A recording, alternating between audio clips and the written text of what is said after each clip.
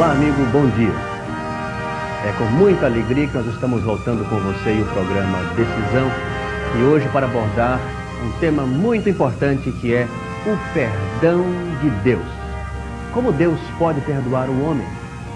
E o que tem o homem de fazer para receber da parte de Deus o perdão para a sua vida? Bem, nestes 30 minutos, nós estaremos conversando com o pastor Augusto Nicodemos a respeito desse tema tão importante que é o perdão de Deus. Portanto, eu lhe convido, continue conosco. Passou o Carnaval. Milhares de brasileiros que durante este período se entregaram aos prazeres da carne foram procurar o perdão de Deus para os pecados cometidos nos dias de folia. Na quarta-feira passada, chamada Quarta-feira de Cinzas, muitas igrejas católicas lotaram com foliões penitentes que, através do sacerdote, foram buscar o perdão de Deus. É assim todos os anos, carnaval após carnaval. Será que Deus perdoa mesmo? Será que algumas cinzas sobre a cabeça livram o pecador de sua culpa? Esta é a constituição mais antiga do universo. Há mais de 5.000 anos, suas leis têm regido a vida de milhares e milhares de pessoas. Seus mandamentos são a base de todas as leis humanas. Bíblia Sagrada, um livro escrito por Deus para todos os homens da Terra. Leia a Bíblia, a carta magna da humanidade. Como nós anunciamos no início do nosso programa, o assunto a ser abordado hoje é o perdão de Deus. E a nossa primeira indagação ao pastor Augusto Nicodemos é essa. Pastor, de fato o homem precisa ser perdoado por Deus e por quê? Bem, não há dúvida a respeito da resposta da Bíblia sobre este assunto. O homem precisa ser perdoado por Deus. Precisa ser perdoado por Deus porque o pecado é a transgressão da lei de Deus. Como nós lemos na primeira carta de João, no capítulo 3, no verso 4. Todo aquele que pratica o pecado também transgride a lei, porque o pecado é a transgressão da lei. Deus nos deu a sua lei. Nós a encontramos resumidamente nos 10 mandamentos. Pecar é quebrar os mandamentos de Deus, é ir de encontro à lei expressa de Deus para a nossa vida, a sua vontade declarada para a nossa vida. Em segundo lugar, a Bíblia nos declara que todos os homens, sem exceção, quebram a lei de Deus, homens e mulheres, de todas as camadas sociais, como nós lemos em Romanos capítulo 3, verso 23. Pois todos pecaram e carecem da glória de Deus. Não são alguns que pecam, segundo a Bíblia, mas todo e qualquer homem, sem exceção. E nós vemos também aqui neste versículo que eu acabo de mencionar, e que o telespectador viu aí na sua tela, que a consequência do pecado é a separação de Deus. Todos pecaram e carecem da glória, da presença de Deus. Estão destituídos, esvaziados da presença de Deus.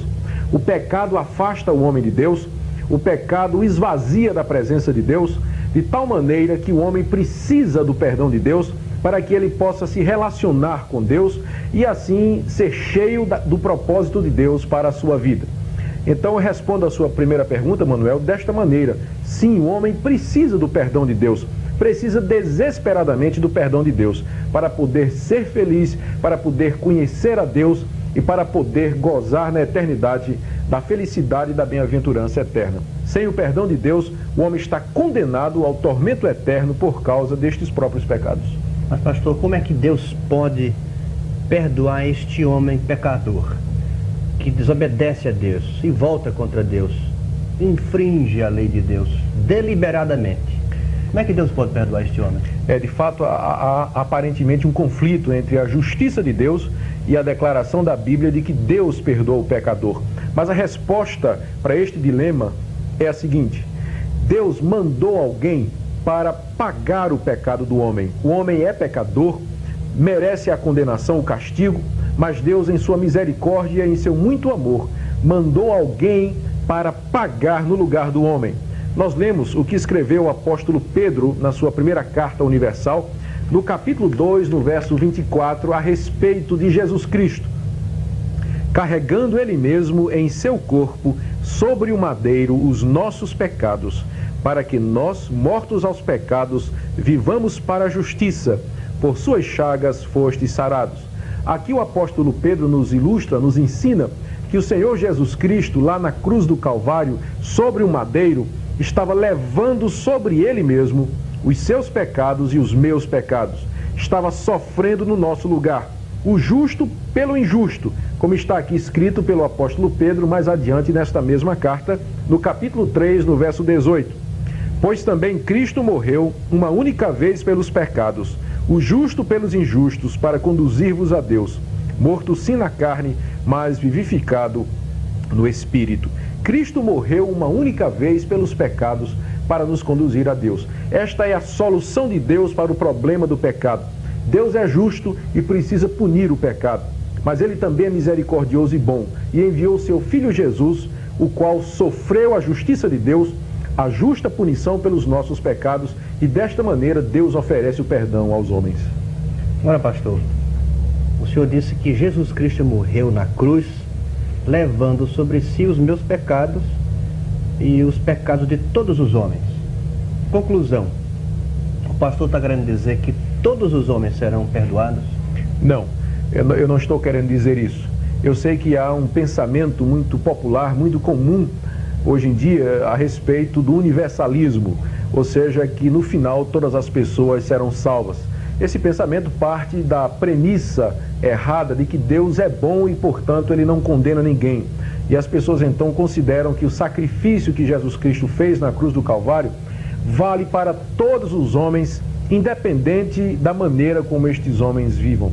Mas, na verdade, a Bíblia nos esclarece que Deus exige duas condições do homem para que ele seja beneficiado pelo perdão que foi conquistado por Jesus Cristo na cruz do Calvário. E a primeira condição é o arrependimento. Quem nos diz isso é o próprio apóstolo Pedro, no livro de Atos, no capítulo 3, quando ele estava pregando em Jerusalém. E ele então disse à multidão: arrependei-vos, pois, e convertei-vos para serem cancelados os vossos pecados. Em outras palavras, os pecados são cancelados, são apagados apenas das pessoas que se arrependem destes pecados e se convertem a Deus. Mais adiante nós encontramos o que o próprio apóstolo Pedro disse no capítulo 10, no verso 43 do livro de Atos.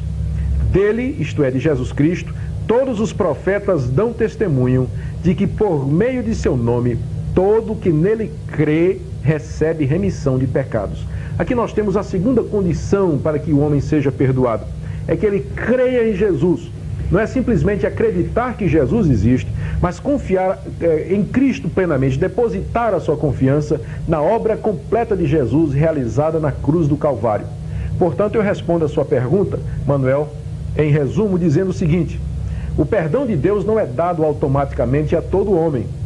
O perdão de Deus é dado às pessoas que, primeiro, se arrependam dos seus pecados e se convertam a Deus, e segundo, creiam em Jesus como único e suficiente Salvador. Se uma pessoa não se arrepender dos seus pecados e não crer no Senhor Jesus, de acordo com a Bíblia, ela não tem o perdão de Deus e está destinada, condenada a pagar o seu próprio pecado, no que a Bíblia chama de inferno, que é uma palavra que não é muito popular hoje em dia, mas que a Bíblia menciona dezenas de vezes, falando da realidade do tormento eterno daqueles que morrem sem ter obtido o perdão de Deus. Então, pastor, a pessoa poderia conquistar pelas obras o perdão de Deus? Não, de maneira nenhuma. Nós não estamos dizendo que a penitência, o arrependimento e a fé em si, elas merecem o perdão de Deus, porque nós estaríamos contradizendo todo o ensino da Bíblia a respeito da salvação pela graça. Quando o homem se arrepende e ele crê no Senhor Jesus, isto já é favor divino, já é a graça de Deus que veio àquele homem, que inclinou o seu coração, que o convenceu do pecado, da justiça e do juízo. Como diz o apóstolo Paulo escrevendo aos Efésios, no capítulo 2, nos versos 8 e 9.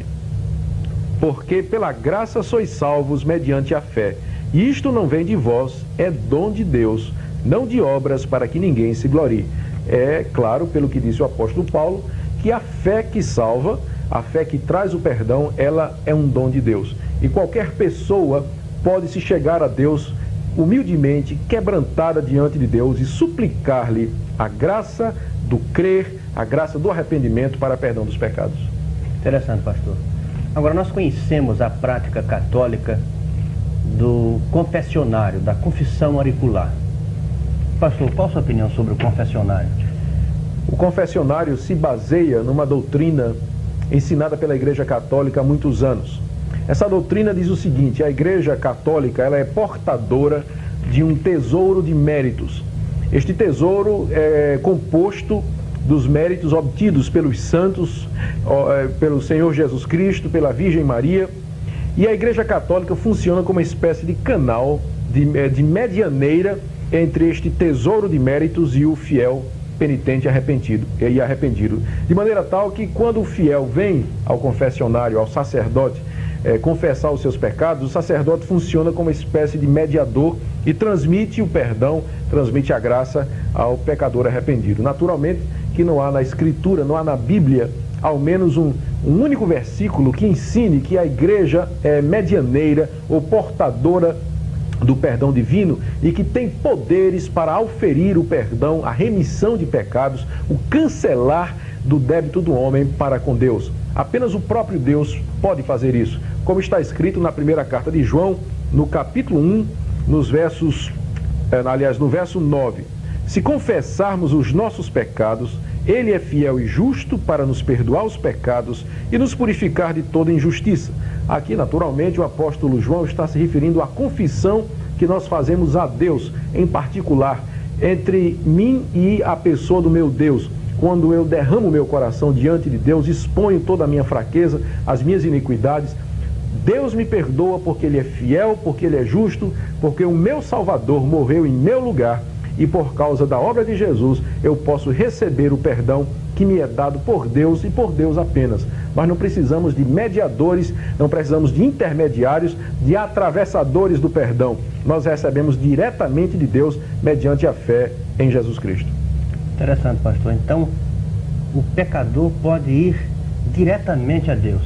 Diretamente a Deus, sem intermediários ou atravessadores. Pode chegar diretamente à presença de Deus e dele receber o perdão dos pecados. Porque Jesus Cristo também, de fato, é o nosso mediador. O único mediador entre Deus e os homens.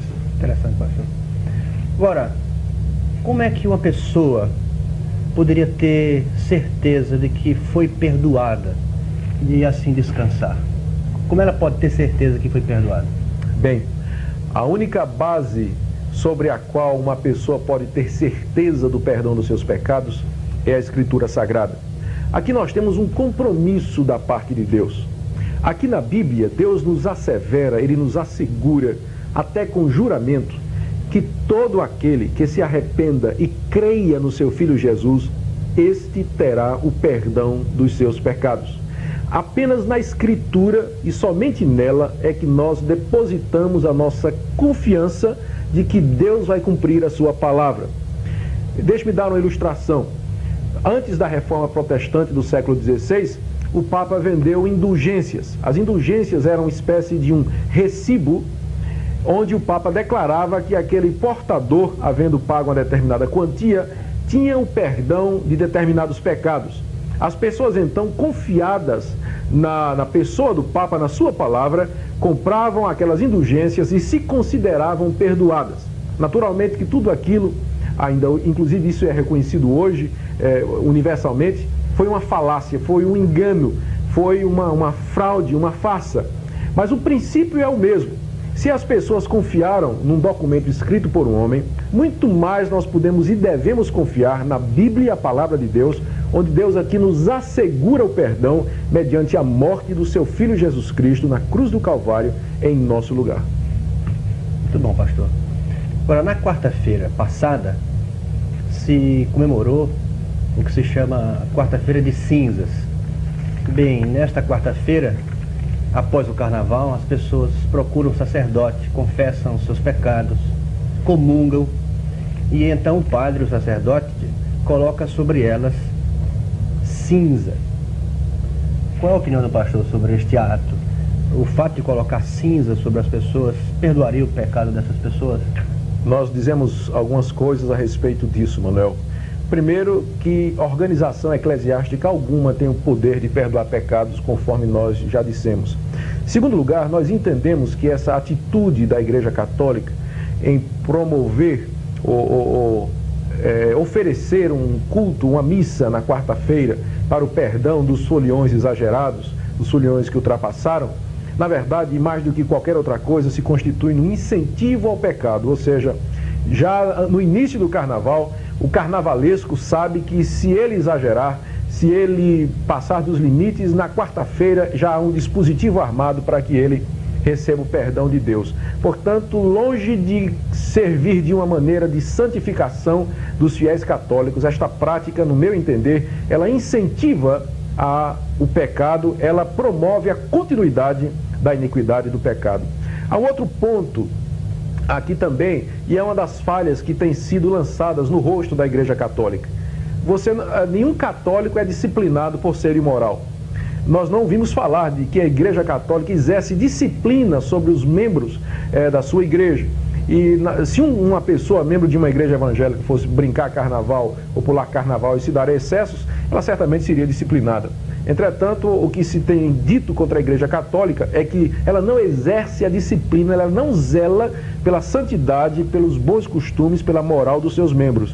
É certo que certamente os padres falam contra isso, mas tem hora que precisa mais do que um sermão, precisa a mão firme de uma disciplina amorosa, que é para mostrar à pessoa a seriedade do que ela está fazendo. Se a Igreja Católica começasse a disciplinar os membros que andam de forma imoral, de forma desonesta, haveria um avivamento de bons costumes nesse país, haveria uma moralização muito grande nesse país se ela fizesse isso, mas ela não faz, ela prefere passar panos quentes, fechar os olhos e assim contribui para o surgimento de hipócritas. Quem são os hipócritas? São aqueles que, ano após ano, brincam carnaval com seus exageros, com seus pecados e vão na quarta-feira de cinzas buscar o perdão de Deus. Eu me lembro o que disse João Batista, como está aqui no Evangelho de Mateus, no capítulo 3. Ele estava batizando para a remissão dos pecados, chamando as multidões ao arrependimento, e vinham a João Batista os fariseus, que eram hipócritas, que não tinham arrependimento nenhum e queriam ser batizados para receber o perdão. E João lhes disse: vendo João, porém, que muitos fariseus e saduceus vinham ao batismo, disse-lhes: raça de víboras, quem vos induziu a fugir da ira vindoura? Produzi, pois, fruto digno do arrependimento. João se recusou a batizar aquelas pessoas porque elas não estavam mostrando arrependimento algum. Então é o mesmo procedimento hoje. A igreja, se tivesse o poder de perdoar pecados, ou se pelo menos lhe fosse dada a autoridade para pronunciar que a pessoa está perdoada por causa do amor de Deus, só deveria fazê-lo para aqueles que genuinamente mostraram-se arrependidos e produziram fruto de arrependimento. De outra maneira, está contribuindo para a hipocrisia. E assim, amigo telespectador, chegamos ao final dessa entrevista com o pastor Augusto Nicodemos. Mas grave bem isto: Deus é um Deus amoroso, misericordioso e rico em perdoar. Basta que você se quebrante e confesse os seus pecados ao Senhor.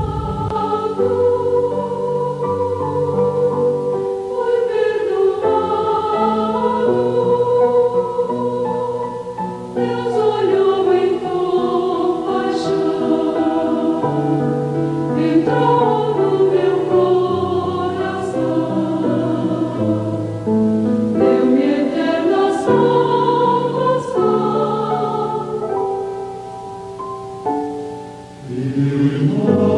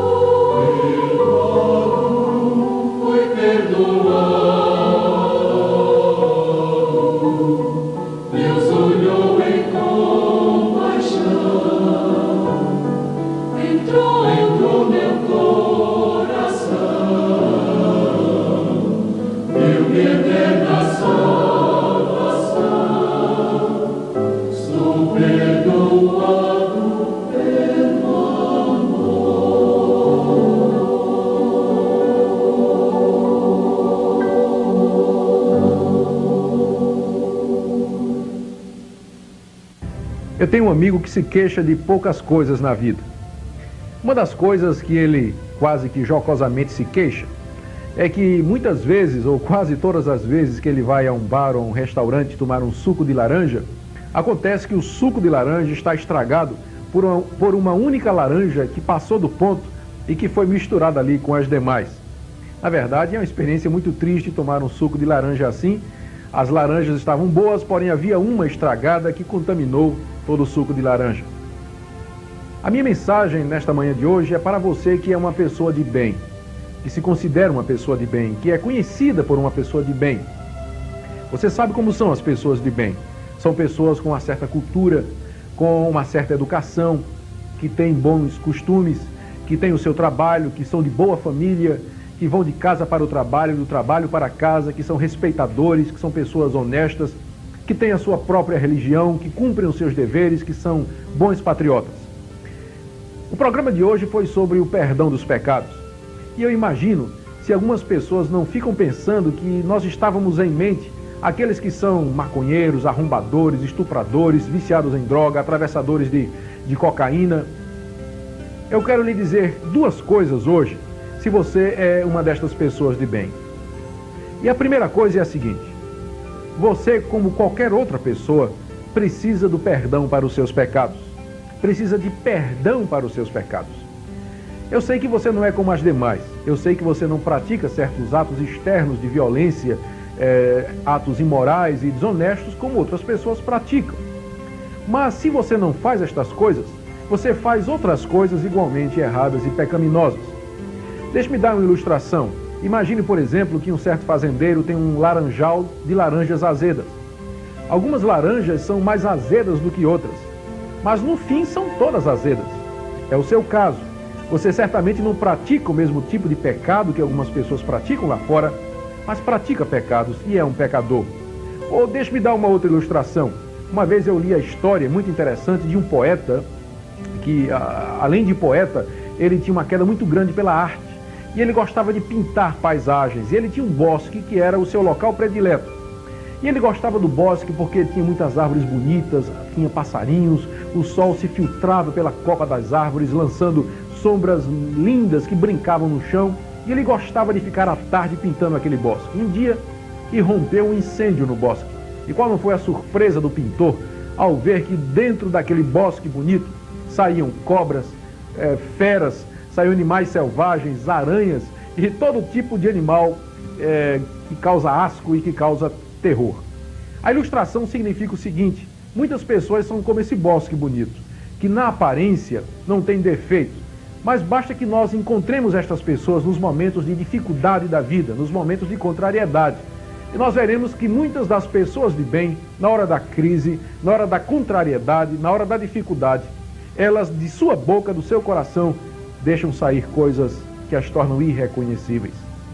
O meu ponto é o seguinte: a Bíblia nos diz, lá na carta de Tiago, capítulo 2, verso 10, o seguinte: pois qualquer que guardar toda a lei, mas tropeçar em um só ponto, tornou-se culpado de todos.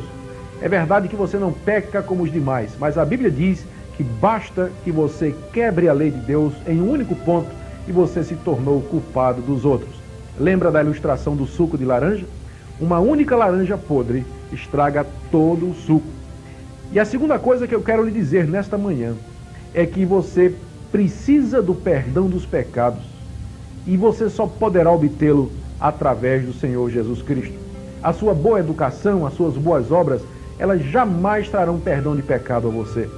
Você precisa ser lavado no sangue de Jesus, figuradamente falando, ou seja, você precisa do perdão que vem através do sangue de Jesus.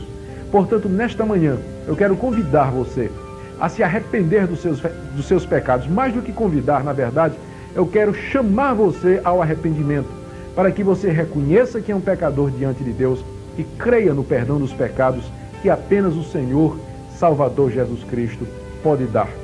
Eu sou feliz porque você é uma pessoa de bem. Sim, eu quero estimulá-lo a continuar sendo uma pessoa de bem. Mas isto não é suficiente para salvar você da condenação eterna. Lembre-se disso. Apenas em Cristo Jesus você terá o perdão completo dos seus pecados. Vá a Ele hoje. Vá a Ele agora. E assim, amigo telespectador, chegamos ao final de mais um programa Decisão. A nossa oração é que Deus tenha falado de forma muito especial à sua vida, à sua mente e ao seu coração. No próximo domingo, se Deus permitir, nós estaremos voltando mais uma vez para apresentar o programa Decisão, que tem este objetivo de levar até você, amigo telespectador, a mensagem simples, clara e genuína do Evangelho do Senhor e Salvador Jesus Cristo. Até o próximo domingo.